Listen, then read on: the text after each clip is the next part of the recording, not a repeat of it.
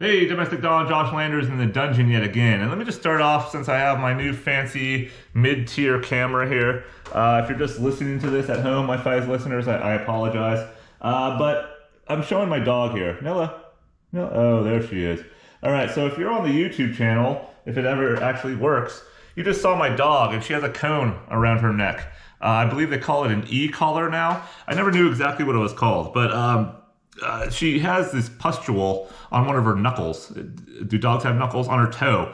And she's had it before. This is a couple of months ago, I believe around June. Yeah, it's Father's Day weekend. She had this pustule on her toe, and I've been always the sort of sick, disgusting person who likes to squeeze cysts and likes to squeeze pimples and anal sacs and shit like that. My own anal sac. But you know, I've always been fascinated by the disgusting, by the things that people find gross. You know, sticking my hand up a chicken's asshole, like a cavity, and just pulling out the liver and the lungs and the goiter, whatever it might be, the esophagus, whatever they have up there. I've never been overly grossed out by it. Never have. As a child, I used to collect dead bugs. I've always liked the sort of decrepit type. I worked with dead bodies for Christ's sake, willingly. I worked willingly with dead bodies for 9 months for extra money. That's what we call it. But maybe I did have a fascination with the dead. Maybe I'm a necromancer. What's that called? What is that called when you have? No, I've never done that. What is it? What's it called when people have dead sex? Sex with the dead. That's what my sex life is. But the pustule on the dog's knuckle. So she has another one, and like I said, I squeezed it in June, and eventually something popped out. You know, there's pus and blood and just kind of pinkish, sort of a hued liquid that was coming out of her toe, and I was able to pull out eventually with some tweezers that I kept from a dissection kit that I bought when I was in college up in Humboldt years ago. For some reason, I still have it. But I used the tweezers there, and I pulled out a sticker, like a Bill Burr, some sort of cattail maybe, or I don't know, some sort of dried summer weed, whatever it might be. But I pulled that out of her toe, and it healed up. So I'm not one to go to the doctor. I'll talk about that later on. I had my pinky toe nail removed a few weeks ago or a month ago, but I'm not one to go to the doctor unless I'm dying, right? And I'm probably dying a little by little every day. 44 years old. It seems like that's the normal process of life. It's just to die, just to deplete.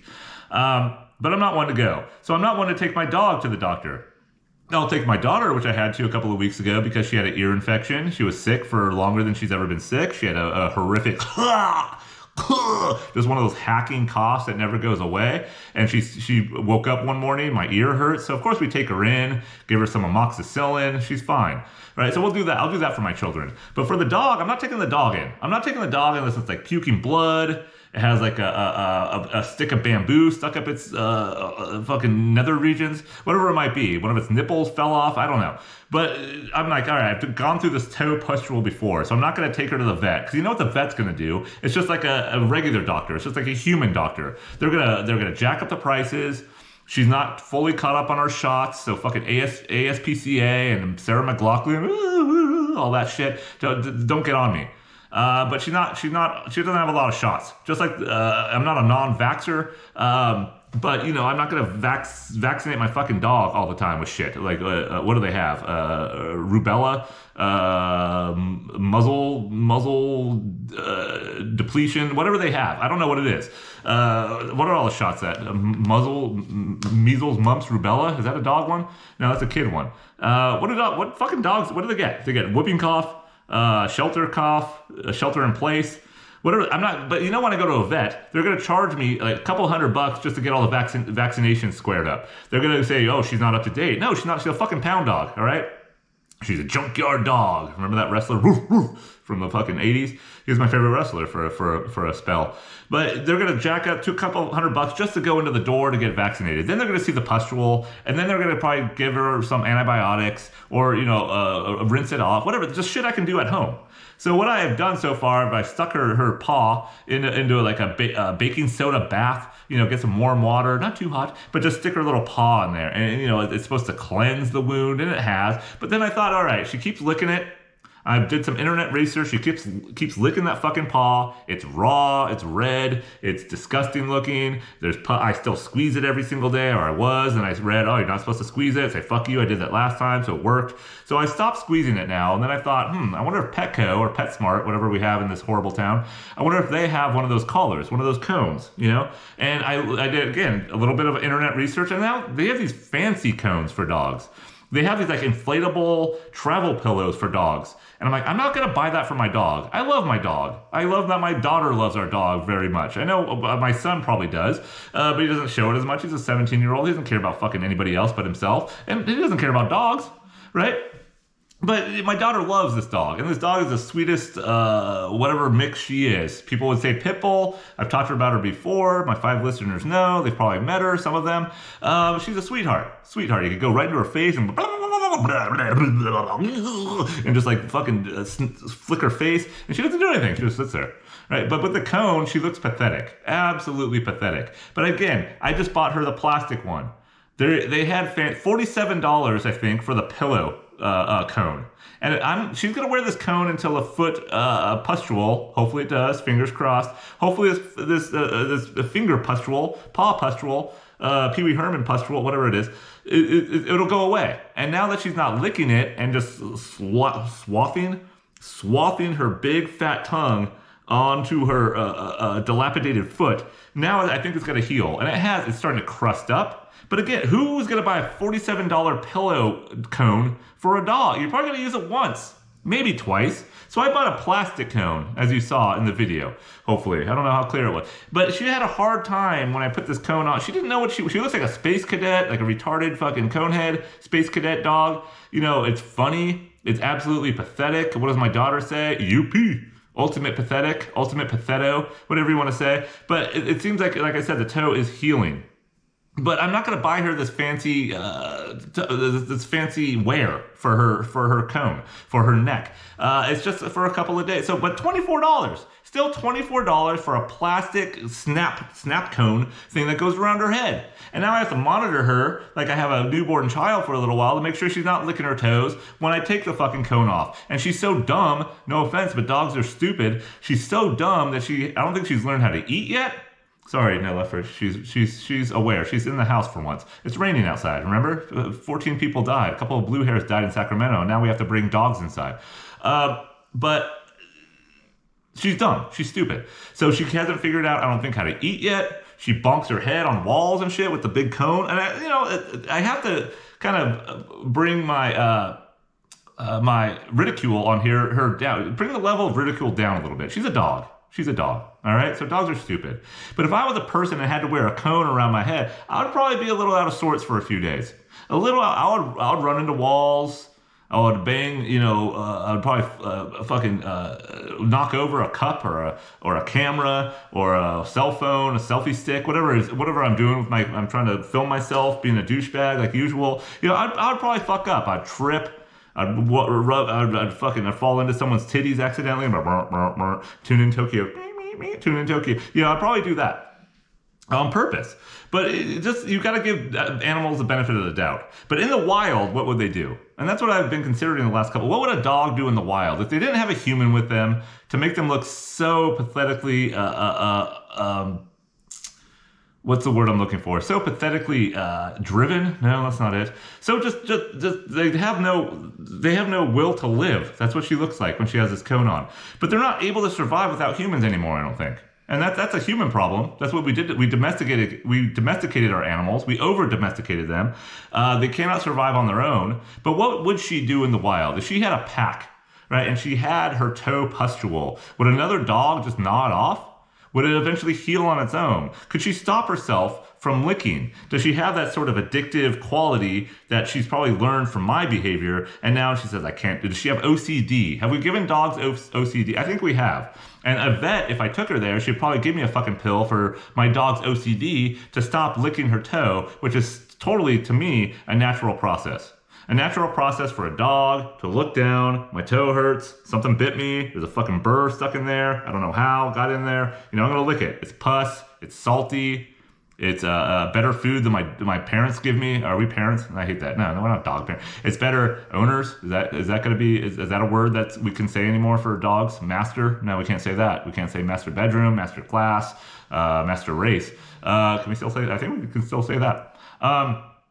Anyways, that's what's been going on the last week with my dog and her ailments. All right. But again, it got me thinking again with just the conspiracy of the medical field, and it's gone to dogs now. It's gone to animals, and it's unfortunate. It's unfortunate now that we've reached that level in our human existence that you have to have insurance now for your dogs. But I didn't even try because I knew that. I'm savvy enough not to go to the fucking vet when we don't have to, when I've been a home vet on my own, all right? So if you ever have a pustule on your dog's fucking paw, taint, whatever it might be, just get a cone. Do they have a cone for the ass?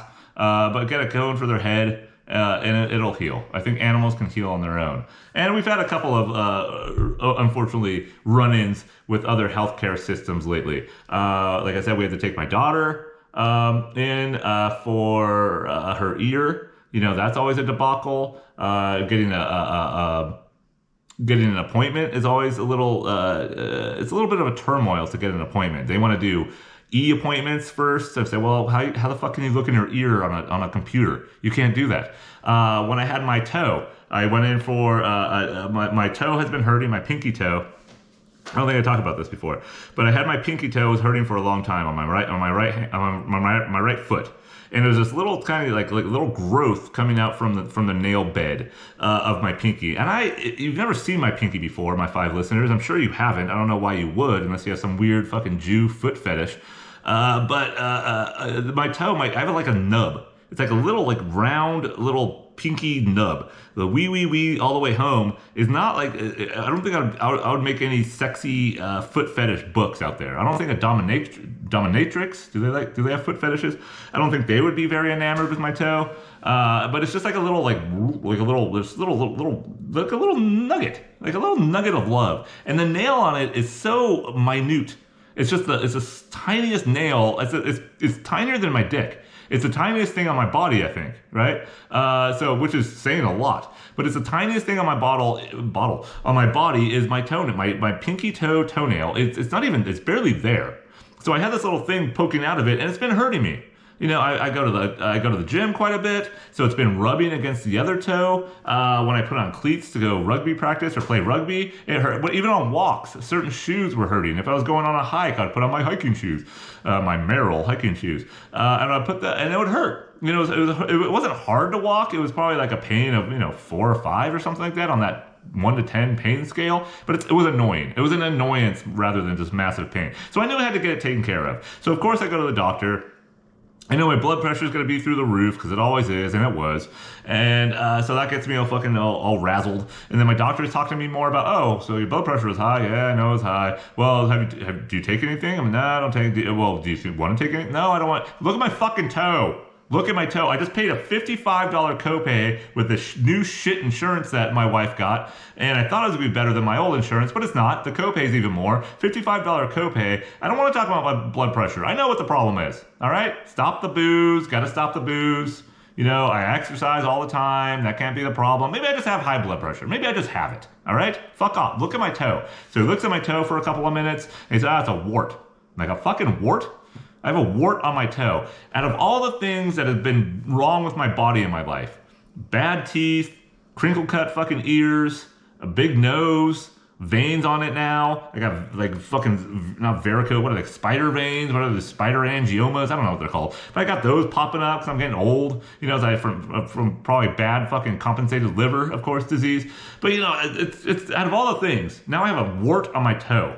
I've heard warts on dicks. I wish I would have had one. That sounds fun. Warts on like fingers, on like noses, regular places. But a wart on a toe. I've never heard of a plantar wart. Plantar fasciitis. What was that? Plantar fasciitis. I don't know. But that's what football players get on the arch of their their foot, which hurts, I'm sure. And I have bad arches. I have bad arches on my feet. I don't know why I have bad arches. Maybe it's from my childhood. Maybe I mentioned before that when I was a baby, I had casts on my leg. I had to learn how to walk with fucking casts on. Now it's all starting to fall in place. It's all starting to make sense. Now while I'm sitting here, 44 years old, can't go into the dungeon of the garage because it's a little too chilly, and I've let my desk go a little bit much. Now I'm sitting on my pretentious fucking wine table that we actually bought from a winery. Big oak, maple, I don't know what it is, cherry. So I'm sitting here in my house that's way too expensive. It's probably echoey. I don't know what this sounds like. I don't know what I look like. Well, I know what I look like, but I don't look at myself very often in the mirror. But now I have a fucking plantar wart. All right. So I go there. He's like, yeah, plantar wart. And what do I do? Oh, you have to go see a podiatrist. So he can't just fucking. I thought he was just gonna hack it off right there. I'm like, can you hack it off? Just get a scalpel. I know you're skilled in scalpeling, hopefully, just like I was with my tweezers pulling a burr out of my dog's pustule. So why can't you just lop? I paid $55. All right. I don't know what this meeting would have been without a copay, without insurance. I'm sure it would have been a couple of $100s. I think it actually was a few $100s just to sit and talk to a man about my blood pressure. And I know you've seen me before. He was my doctor a few years ago. He knew what my blood pressure was. We talked about it. Oh, maybe you should get a monitor at home. I have a monitor at home now. So I take it every few days or once a day, whatever it fucking might be. And I monitor it. I'm doing my due diligence. As an aging adult, as a midlifer right now, I'm doing my due diligence. I'm taking my blood pressure down. Is it always good at home? No. Is it always like wildly high at home? No. It is what is it? It's me. All right? It is me at home. That's what my blood pressure is. But I just wanted to take a scalpel and just fucking cut it off. It's a wart. Or give me some wart remover. Something. Dr. Scholl's. I don't know. But no, I have to go to a fucking podiatrist. I have to go to an expert. So I go to the podiatrist, another $55 a week later, whatever it might be. She's like, I don't know if that's a wart or not. No, I don't know. She's looking at it. You can't see her face. We have masks on. I forgot we had to wear masks in hospitals still. So I walk in without a mask. I get yelled at by some fat security guard. I have to put a mask on. So then she's like, I think it's all right. I don't know what that is. So she's just kind of looking at it, not kind of looking at it. She's like, I think it's fine. Maybe I'll take a sample of it. Okay. So she said, I'll take a little sample, send it into a lab. It might be cancer. I'm like, what? She didn't say that. But if toe cancer took me out, fucking toe cancer. I thought I have a visualization of how I'm going to die. And I think I know how I'm going to die, right? It's going to be my own fault, of course. It's not going to be some tragic accident, hopefully. That would be good. Maybe I'd be one of the blue hairs in Sacramento who goes through the Calaveras Creek or some shit, whatever it's called. It never hasn't flowed in 74 years. And I'm like, oh, I can make it. And I go in my shitty Nissan 2005 Frontier, and I just get bowled over by water. There's some flash flood. Okay, I deserve to die. I deserve to drown in my own dirty cab of my Nissan Frontier with like candy wrapper. I don't drink candy, eat candy. Like soda cans. There's like a beer cap floating. There's like a beer can that I forgot was under the seat, like floating above me. And I'm like drowning. I'm like looking at my life in front of me. I'm dying in Calaveras Creek in fucking Sacramento County. Or King County. What's Sacramento County? I don't know. I think it's Sacramento. But I never saw toe cancer. But then I was concerned, you're going to take a sample and send it to a lab of a little thing coming out of the side of my pinky, my little wee, all the way home, my little guy, right, that has never had a problem in his life, a little boy who strove, who had casts when he was a child. He was bow-legged when he was born. And you could see like the structure of his skull when he was a child. He has like a fucking Ticonderoga pencil number 2 head. You know, they could probably already see like what the fuck's wrong with his ears. I'm sure the doctor like, fuck, we fucked up. We put the clamps. Is that what we do to take kids out of pussies? You clamp them. You know, they probably have like the jaws of life on my head. That's why I'm mad. My mom never told me this. I don't think my parents tell me a lot about like past history stuff, of course. But I bet you they put the jaws of life somehow. Like I have this pencil head. But maybe when I was a baby, it was like a regular shaped head. But maybe the jaws of life just like clamped his head and like made me into like Beaker. You know, Beaker from the Muppets, right? Is that how he talked, or is that the Swedish? The Swedish cook guy. But yeah, they jaws of life clamped it right on my ears and just like and pulled me out, like elongated my head like fucking Gumby, it's like, and then now I'm like, my mom probably looked at me, what the fuck is it, just and then they take the jaws of life out, and then I was left with these ears, and then they couldn't tell what my teeth were, because I was born without teeth like usual, so they couldn't see exactly, but I'm sure they could tell with the gums, the way the mouth was situated, the narrowness of maybe maybe that's all the doctor's fault. The jaws of life. They pulled me out of my mom's cooch, and the jaws of life just fucked me up for the rest of my life. So I had that, and then I had to get casts on my leg. It wasn't enough. God wasn't nice. It wasn't enough that I had fucked up teeth. My jaws or the roof of my mouth is too narrow. I got crinkle cut ears from the jaws of life. I got a pencil head. I got a pencil dick, like not a number 2. It's probably like what are the short pencils? I got like a golfer pencil schlong. But yeah, and then now I have to have a plantar wart.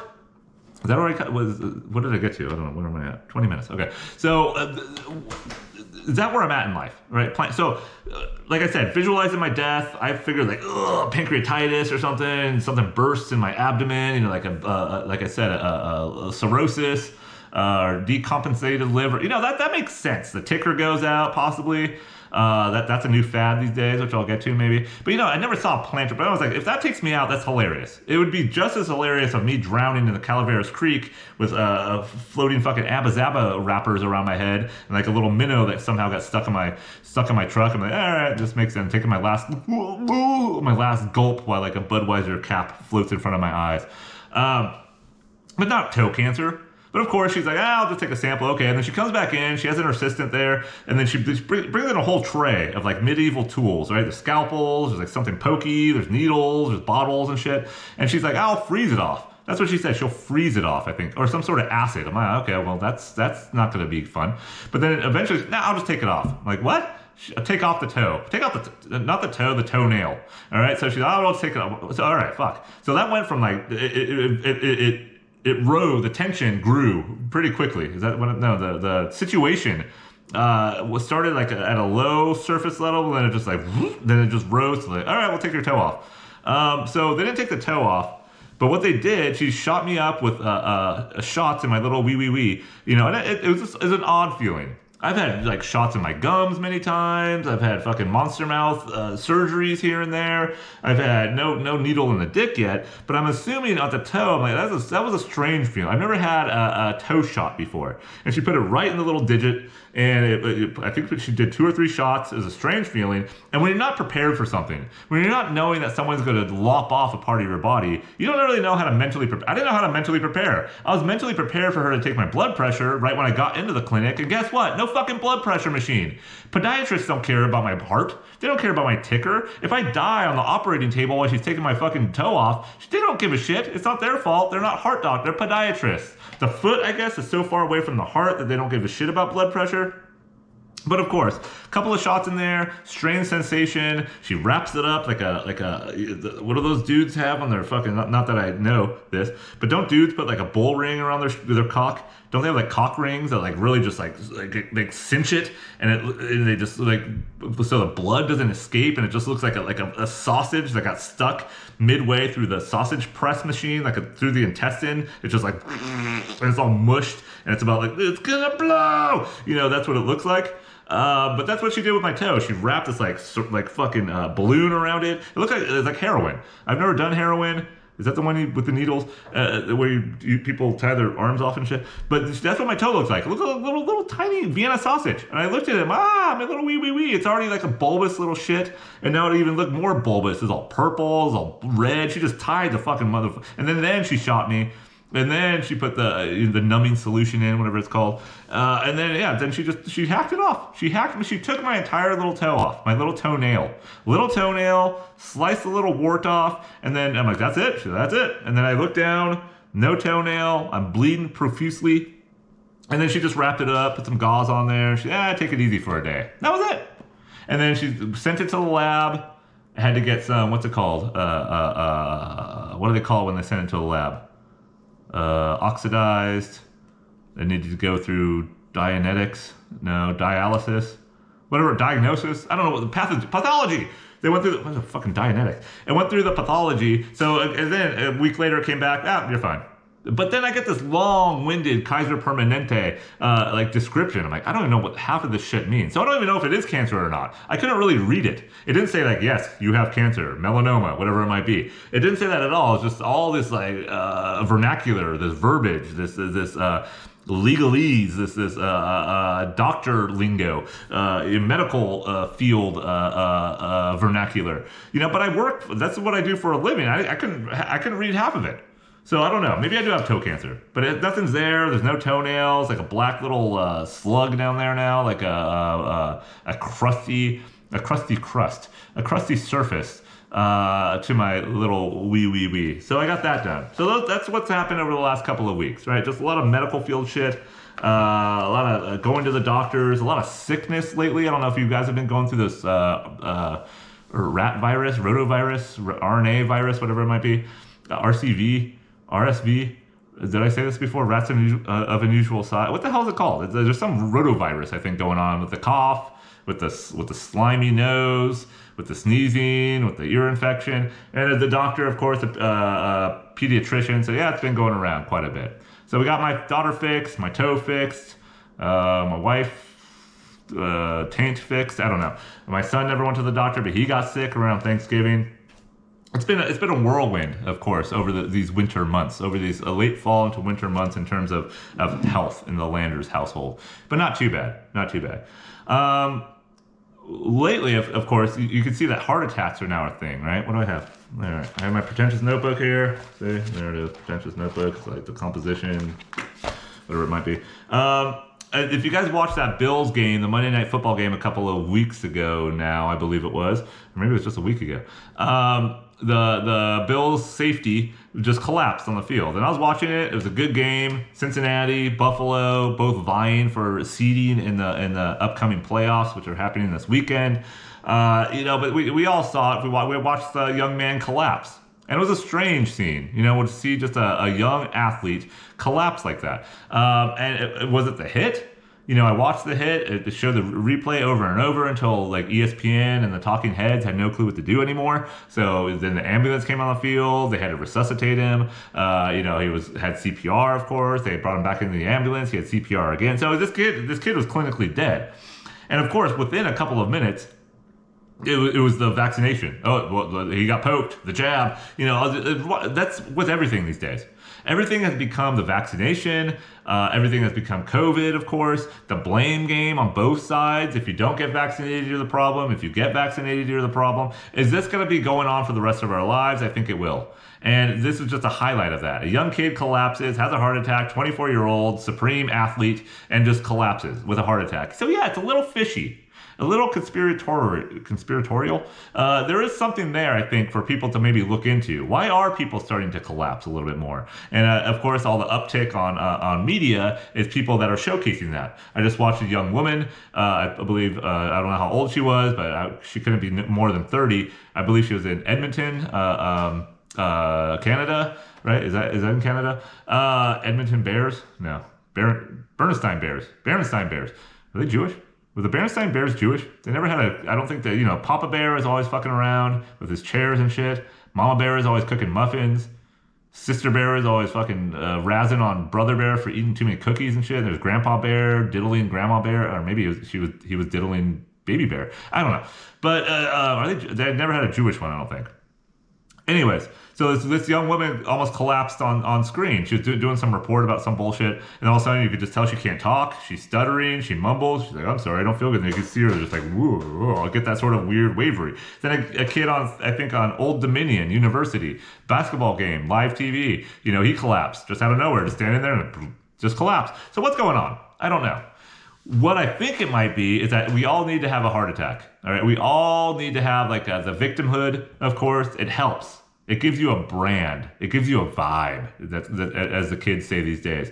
We need some sort of branding. So it seems like now the heart attack is the new brand. People are going to feel sorry for you. They're going to donate to your causes, of course. And I'm not saying it's a bad. It's a good thing. You can see what Americans are so base in their thinking. They're so shallow and on their surface. They think they're good people. We think we're good people. The cream of the crop. We live in America. Yada yada yada. We were the birthright of the freest country in the world, the most powerful country in the world. Whatever, if you believe in that. But you can see how stupid we are, right? So a man collapses, a football player who's already making a lot of money. He collapses on the football field, and that brings our community together. So I don't think it was a ploy. I don't think it's a conspiracy, but it is interesting to see how a country came together with one man having a heart attack. One man had a heart attack on the field. Very sad. Not saying it's not sad. He fully recovered now, right? Pretty much. I think it was scary there for a second. They didn't really talk about. I'm not a hero person at all, but the EMTs did their job. Right? He had doctors 2 feet away from him, 10 feet away on the sidelines. They all rushed to him. He had the greatest care in the world right there. If I drop dead of a heart attack now, from a vaccine or not, wherever you want to think, I'm not getting any help. Is my fucking conehead dog going to give me CPR? Is she going to breathe life into me by farting in my face? No, I'm dead. But this guy got the most quality care. And then all the people are like, oh, this is the most tragic thing. Prayers, tragic, prayers. That's all we think. No, what? It's tragic, sure. It's sad, okay. It happened. I've never seen it happen before on a stage like that in the NFL. You don't expect people to collapse who are like superb athletes. Yeah, of course, when they're 50, they'll be all fucking brain dead and on crutches. Their hips don't work, their cock doesn't work, whatever it might be. But we don't expect that to happen to a young 24-year-old kid. Right, so that is sad that way. And it's nice that the community came together. But is that what it takes for communities? We have heart attacks and people come together. And you can see now, this is where we're at. We need to have some big grandiose stage now. We need to have something happen to us. So we need the heart attack. We need to have the victimhood. Right? And I think that's what I'm going to start. I'm going to have a heart attack. I'm just going to collapse on the side of the road. I'm going to be walking down fucking Costco or Trader Joe's or something like that. And I'm just going to fall. Clutch my chest and just fall. Right into the frozen bag of fucking lentils or something. That's what I'm going to do. Will anybody help me? Will I get the care that I deserve? Will anybody even follow up? Will they donate to my charity? I don't have a charity. But if I had one, would they donate? I don't know. I don't think they would. But anyways, it was a good moment to see. And then I was at the gym the other day. I saw the TV on. The very first play from the Bills, the very first kickoff since the kid, Damar Hamlin, collapsed on the field on Monday Night Football. The very fucking first play that the Bills have had since that game was canceled was a return kickoff for a touchdown. 103 yards or whatever the fuck it was. 103 yards. Do you think the Patriots, do you think the players, they're just like, all right, we just give it to them. Just give it to them. I don't know. Do you think the NFL is a conspiracy? Possibly, right? Can the referees determine a game? Maybe. Right? But it's fitting, isn't it? Isn't it fitting how the country came together, the community of America came together for this young man? And then now we could all celebrate that the Bills, the very first play from scrimmage after this tragedy, has a touchdown. And this kid's fine now. Ventilator's out. Tube down his neck is out. He's tweeting. He's zooming. Thumbs up. Prayers up. Whatever. Yeah, hopefully he gets back on the field. But I don't see it happening. So do you think any insurance company is going to want to give this kid a chance? Do you think the NFL is going to risk their monetary value to give a person who collapsed on the field and died, honestly, for a few seconds if it wasn't for getting resuscitated? Do you think they're going to let that kid back on the field? Probably not. But he's going to be more rich and more known and have more prestige from that heart attack. He'll have the victimhood his entire life. So I think that there's something to that, right? There is definitely something to that. I'm sure he would rather, and his family would rather wish it didn't happen, of course, but it did. Right, and it did. And you can see where we're at as a culture, as a society. And then, what did I see? I saw some more headlines. Football's too barbaric. It causes. We've always known this. You know how much money and revenue the NFL makes? I don't feel sorry for any of the players. I really don't. They chose to do it. They're getting millions and millions of dollars to entertain us. Do they deserve some of it? Sure. I don't feel sorry for them. Yeah, and again, unfortunate incident. What I don't have any concern for, what I don't think there is white football players. And I watched the national championship last night, and it was the worst football game I think I've ever seen. It was done by the first quarter. I was rooting for the Horned Frogs just because of Georgia. I'm tired of the SEC. I still root for Arkansas, of course, because that's where I went to grad school. So I still have that kind of allegiance to the SEC, but I'm tired of them. I'm tired. I was tired. I'm glad when Alabama loses. I wanted Georgia to lose. They won last year. I don't know much about college football anymore. I watch it, but I don't know the players. But when I started watching Georgia the other day, a couple, I guess it was a week and a half ago when they beat was it Ohio State, whatever it might be. It's interesting to see how how I don't like white people. And not that, like, I like white people. I like all people that come. But I'm racist against the white football player. I don't know why. And I think the Georgia really highlighted this, the Georgia team. They had a kid, the football player's name is Stetson McGlinchey, the third or fourth. I don't know what the fuck his last name is, but Stetson is his first name. All right, but he's a third or a fourth. Automatically, you're white, you're Stetson, your name's Stetson, and you're a fourth. I don't like you. It's automatic. It's going to be an automatic thing. I don't like you. Then there's a kid named Brock.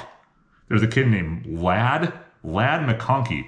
Is that the whitest name? And they all look just like extremely white. You're in Georgia. You go to fucking the University of Georgia. Where do white people? Where do they come from? Obviously they recruit them. Obviously they recruit them. But where do they come from? And I was just watching. I was rooting so hard against them, but they just kept making plays after plays after plays. And I don't know what it is about it. It's like I think it's the contrarian in me. It's the shithead in me. It's the asshole in me. I want those people to lose because I think they grew up like I'm white. Of course, whatever you want to. You could look at my mug and be like, all right, I don't. He's not privileged. We could see where he came from. We could hear where he came from. This is a sad sack of a human. But you could tell Stetson and Hayden and Brock and Ladd, these guys came from prestige. They just did. Yeah, they're good. They're fine. They're good football. I don't want them on a fucking Southern team. Put them on Stanford. They should be like on Stanford or like Berkeley or like UC Irvine or some shit or like some white bread like Iowa team. Put them on the Hawkeyes. Not Georgia. They shouldn't be Georgia. They should not be on that team, and it really irked me that they won 62-7 or whatever the fuck it was, 65, whatever the score was. It was terrible. I turned it off at halftime. It was an awful game. The poor Horned Frogs, LaDainian Tomlinson's fucking alma mater, they got destroyed, and they deserve to get destroyed, but not by someone named Stetson and Ladd and Hackney and fucking what was his name, Brock, whatever it might be. Those are just too white of people to beat the Horned Frogs. And another thing that's happened lately is I think we're giving children human growth hormones. It's not in the football games, right? I'm talking about youth basketball. Unfortunately, I got wrangled in, noosed, slung, hung, whatever you want to, bamboozled, whatever you might, twisted, turpled, purple nurpled, into coaching my daughter's basketball team, youth basketball, youth under 10, U10, U10. All right, under 10 basketball team. The only team in the league, I think there's like 8 teams, I don't know. There's 8 teams in the league maybe. And I'm the only team supposedly that didn't have a coach. And of course on the first practice, they're looking for coaches. The head of the program, the YMCA is there. Just like, anybody want to coach? And everybody's just looking around. All the dumb fucking parents, the slack-jawed, looking around, and no one's saying yes. No one's saying yeah. Of course, all the women look to the men. Because God forbid that a mother would take the responsibility on of coaching her daughter's team or her son's team. And this is youth under 10, boys and girls still, which I think that's wrong. I think we need to like split them off around 8 years old. All right. So, but we have boys and girls, whatever. They're looking around and no one's fucking volunteering. And of course, people like eyes come to me. And Jesus Christ, I'm like, shit, I guess I'll do it.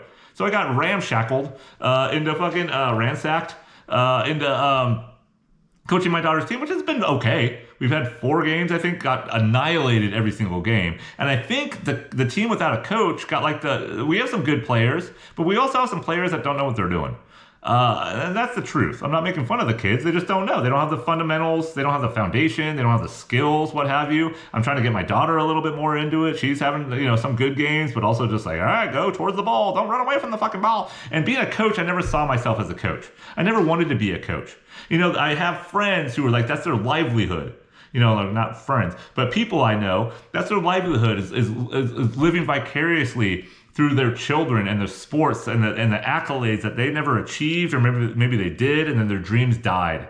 They settled in, they went to college, they got married, they had kids, and their life is just done. So they have kids who are fairly athletic, or maybe even not, and they live through them, right? They coach their team, they're always the coach. And that's what I liked about living in a certain smaller town. I didn't have to fucking worry about the other coaches, or being a coach, because all the other fucking dads who don't have wives, or they just work like 60 hours a week. They come home to a disgruntled wife who's still saying he doesn't make enough money. And of course, that's their escape. I'll coach the team. Fuck yeah. Practice on Tuesday night. Fuck it. Let's have practice on Tuesday and Thursday night. Games on Saturday. That gives me 3 days and like 6 total hours away from the woman that I married, that no longer has a passion in life for anything else but being a mother. All right, whatever that might be, or maybe she works too. Maybe she put her pants on, right? Maybe she burned her bra in the 70s or 80s or whatever the fuck that happened, 60s. But I like that. I never had the pressure of being the coach, and now all right. I never coached my son's teams. I should have. I think I was an assistant one time. I got kicked off the baseball team somehow. I think there's a crazy coach, like husband-wife coaching team in baseball. I think my son was like 9 or so, 8 or 9. They kicked me off the team. I was an assistant. I said something. The lady was a bitch. I said something back. She's like, get out of the dugout. And she kicked me out. She kicked me out of the fucking dugout. But then she fled to Mexico. Her husband diddled some 18-year-old. I don't know what happened. Something happened with that. But I got kicked off the fucking team, all right? And I never wanted to be a coach. I didn't care. I just want to sit in the stands, have my hidden beer, my fucking Starbucks cup, whatever it might be, or now a more fancy fucking Yeti cup. See, my Yeti fucking fancy shit. So I put my beers in there now. I just want to sit in the stands and be a dirtbag and watch kids. I don't yell. I'm not going to yell shit at the parents or the umpire. I just saw a video the other day where the umpire called the game, and good for him. And he said, you guys are losers. You guys are fucking losers. It's a kid's game. Get over it. Something like that. That's what I would have said. But he called the game, and then I heard some lady in the background, he's a firefighter. This guy's a fire. He protects your neighborhood. Fuck you, bitch. That's what I would have said if I was umpire. But now I'm the coach. All right? So, and we suck. I mean, we blow. One game was very close right before Christmas break. We have a couple of kids that are just pretty small kids, but they're good. They can dribble, they dribble drive, they can make shots. We only have like 2 people, 3 people that score points basically on the team. Everybody else is just like still learning the game, right? A bunch of 8, 9, 10-year-olds not knowing what the fuck they're doing, like still whacking their puds and shit. Not my daughter, but the other kid. And they're like running around. They're kids, right? You're not supposed to be good. But we're playing, and we look 10. We look 10 and under. Our team looks 10 and under, right? I look like a goblin on the sideline, like a fucking just like perched up on a old building in downtown Detroit. That's what I look like on the fucking sideline. But the sun's breaking through. The sun is breaking through. But the other kid, we look 10, like I said. Under 10, we look 10. All the kids look facially, body-wise, they look 10 years old. We have a couple of girls on the team that are tall girls, big girls for 10 years old, but they look normally big for 10. We have played this season 4 teams. Every fucking team so far, I missed one game because there was a rugby game, but all the teams I've seen have a gargantuan children on them, like Fomorian giants, like straight out from a D&D handbook or some shit, right? They're creepy. This girl, not to say it's not the kid's fault, and I'm not gonna call out the kids, but this kid, this under 10, mind you, she was taller than me, she was bigger than me. I thought she was the coach.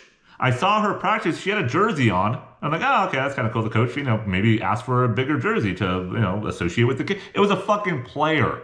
She looked like she was 37 years old. She had to be about like 225. And I would say close to like 6 foot tall. And I'm not joking. This is how big, and our kids would drive in and it was just like, boom. It was like fucking Manute Bol out there and just swatting the ball. And the kid would just come in and try to make a shot. And the kids were cheering.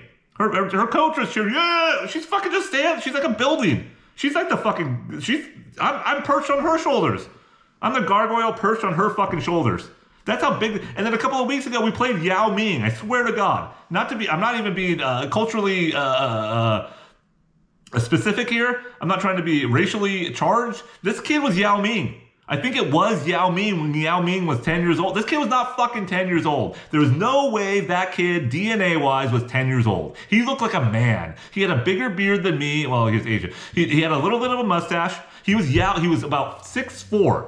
And his dad was like 5'6". I'm like, what is this going on? Are we feeding them like a fucking just straight up now GMO? Like not even giving it to the apple wax or like tainted salmon and shit, whatever might farmed tilapia, whatever you might be eating. No, we're feeding kids spoonfuls of fucking GH, I think. They all have like fucking GH guts. There's like Liver Kings out there feeding them shit. And then this other kid who was tall and skinny, not like as big as the other one, his face looked like a 27-year-old man. He looked more like a teenager than my teenage son. And this is under 10, mind you. Supposed to be under 10. There is no under 10 whatsoever. There is no under 10. I think I'm going to call the YMCA. I'm going to petition to get DNA testing. Maybe they'll give me, because I want to find out what I am. Maybe they'll do like 23andMe and shit. These kids, there's no way. These kids are fucking under 10. Our kids all look 10. All look 10. These kids are like, they're middle-aged. They're me. There's like a bunch of me's playing out there. And another team has this big fucking large kid. I mean, it doesn't make sense. And what are we doing here? It's just like, it's fucking behemoths. Behemoth, Fomorian, D&D fucking handbook monsters that are out there. And this is kids basketball. So it's been kind of a shit season because I'm a shit coach. I mean, I try to give them like, do this, do that, but they're just like fucking running around, bouncing off the wall. And these other kids are like, just like pure skill. What are you playing in the YMCA for, you fucking idiot parents? And I'm not blaming the kids, I'm blaming the parents. If you have a 6'4" child at 10 years old, you need to get your balls checked. You need to get your fucking DNA checked. You got some gigantism in your family, all right? They're not gonna their heart is like fucking the size of my head, probably. They're not gonna live until they're 30. You need to go get checked out, all right? Don't have any more children.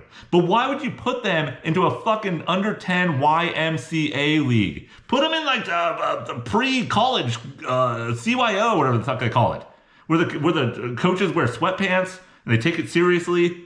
And they all like yell at each other after the game and they get in fights that I have to fucking break up, which I did. I fucking broke up a fight between my son's coach and another fat fucking coach from Calistoga, California, some wine country cunt.